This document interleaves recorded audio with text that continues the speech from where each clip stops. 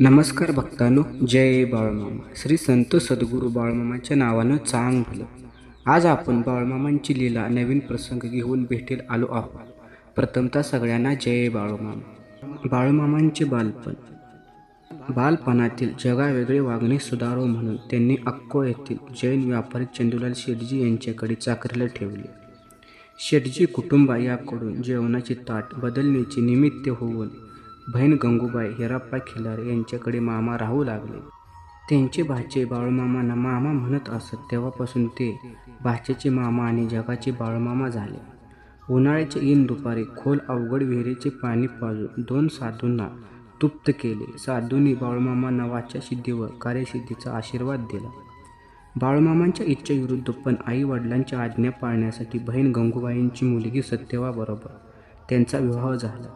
दोघेही कुळाचाराप्रमाणे मेंढ्या राखू लागले. फिरता संसार सुरू झाला. बकरी चारत असताना "अरे बाळू, तू गुरु करून घे" अशी आकाशवाणी झाली.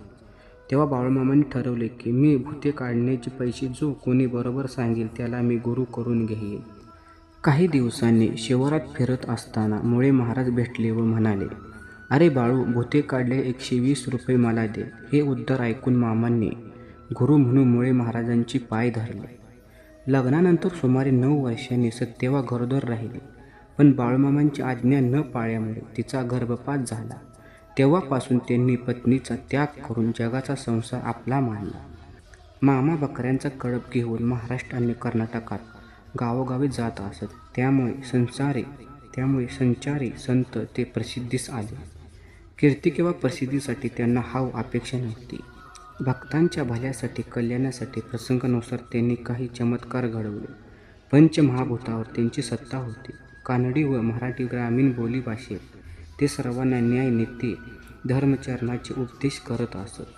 प्रसंगी शिव्या देत. त्यांच्या शिव्या म्हणजे आशीर्वादाची ववीच असत. बोला बोला बाळूमामाच्या नावानं चांग भलं, मेंढी माऊलीच्या नावानं चांग भलं.